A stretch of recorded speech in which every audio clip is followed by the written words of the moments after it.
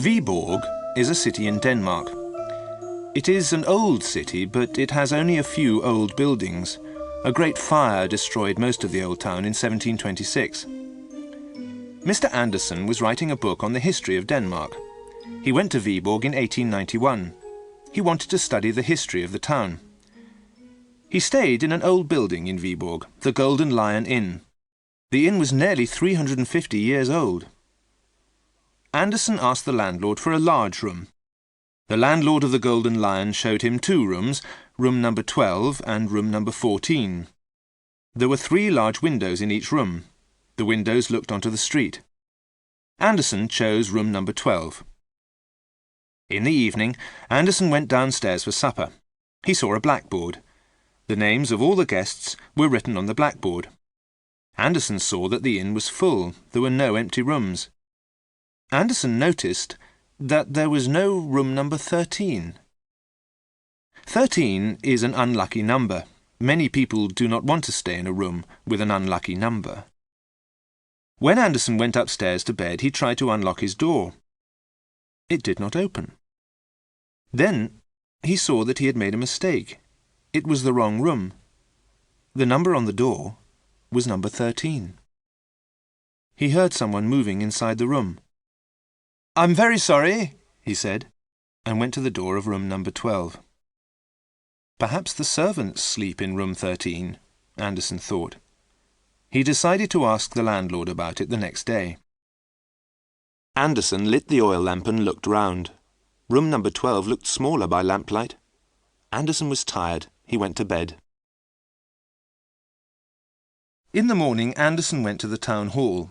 He wanted to study the town records. Andersen read many very old papers. The oldest records were from the 16th century. There were some letters from the Bishop of Viborg dated 1560. The bishop had owned 3 or 4 houses in the city. He had rented a house to a man called Nicholas Franken. The townspeople of Viborg did not like Nicholas Franken. Some people wrote to the bishop to say that Franken was a bad man. They said that Franken was a magician. They wanted Franken to leave the city. The bishop said that Nicholas Franken had done nothing wrong. He did not believe that Franken was a magician. It was time for the town hall to close. As Andersen was leaving, the town clerk spoke to him. "I see you are reading about the bishop and Nicholas Franken," the clerk said. "I am interested in them, but I do not know where Franken lived. Many of the town records were burnt in the Great Fire of 1726. Andersen thanked the clerk and went back to the Golden Lion. He wanted to ask the landlord about room number 13, but the landlord was busy. Andersen went upstairs and stopped outside the door of number 13. He heard someone inside the room. The person was walking around and talking in a strange voice. Andersen went to his own room. He decided that number 12 was too small. He decided to ask the landlord for a large room. Also, he was angry because his suitcase was missing. It had been on a table beside the wall. Both the table and the suitcase had disappeared. Perhaps the landlord had moved the suitcase to a storeroom. Andersen wanted it back. It was too late to call the landlord. Andersen went to the window and lit a cigarette. He looked out of the window. There was a tall house on the opposite side of the street. The lamp was behind him. He saw his shadow on the wall of the house opposite. The person in room 13 was also standing at the window. Andersen saw a second shadow on the wall of the house opposite. This second shadow was strange. The person in room 13 was wearing a tall, pointed hat. Also, the light from room 13 was red. The light was the colour of blood. Andersen opened the window and put his head outside. He tried to see the person in the next room. He saw the sleeve of a long white coat. That was all. The person in room 13 suddenly moved away from the window. The red light went out. Andersen finished his cigarette. He left the ashtray on the window ledge. Then he turned out the lamp and went to bed. The picture sequence from the cinema has finished. You can look at it once more if you want. Next morning, the maid brought hot water to the room. Anderson woke up and remembered his suitcase. "Where is my suitcase, please?" he asked. The maid laughed and pointed.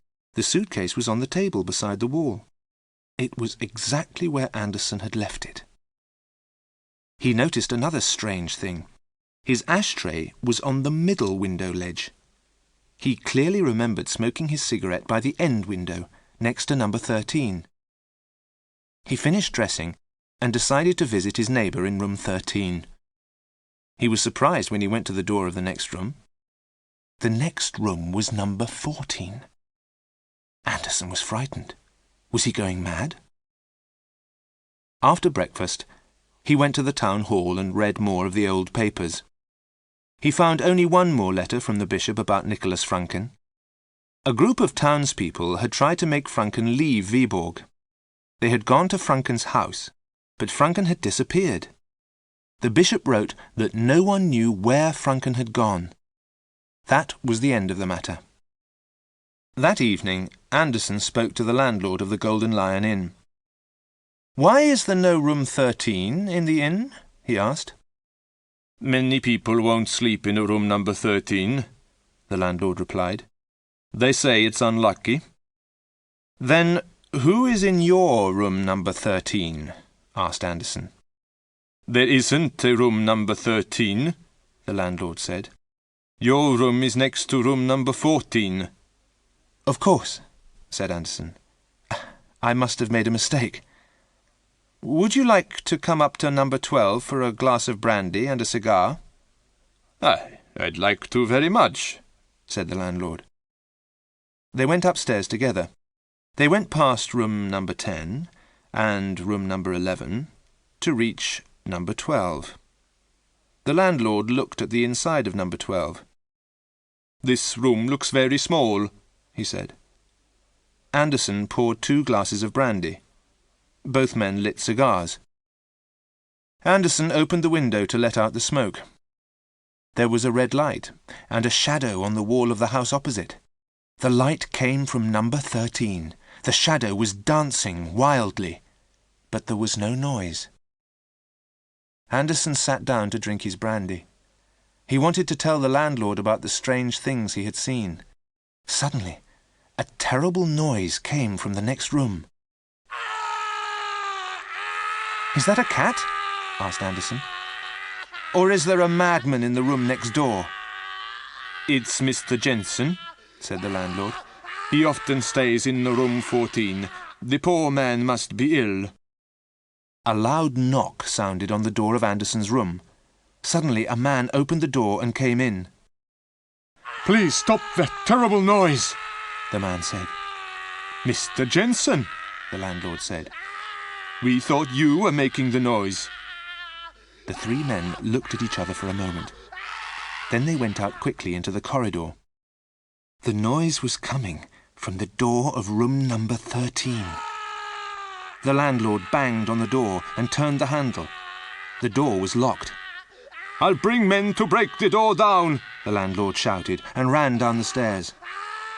Jensen and Anderson stood outside number 13. The noise inside the room became louder and wilder.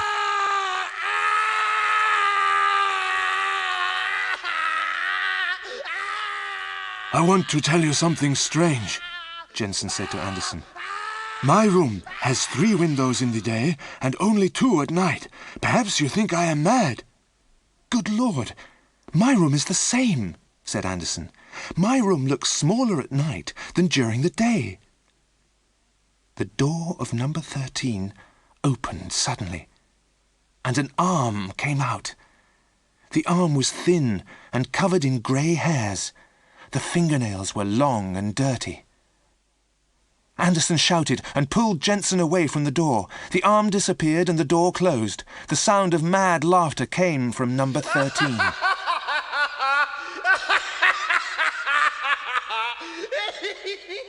The landlord brought 2 men up the stairs. The men had axes in their hands.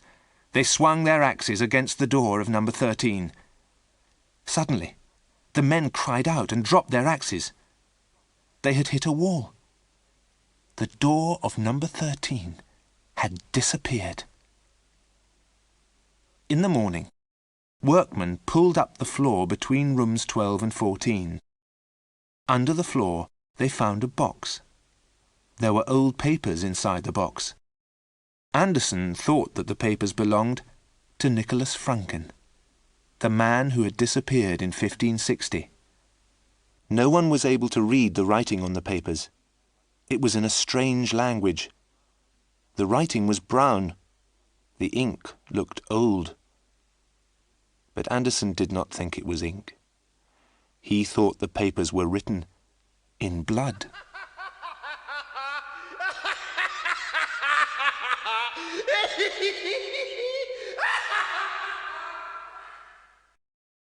The picture sequence from the cinema has finished. You can look at it once more if you want.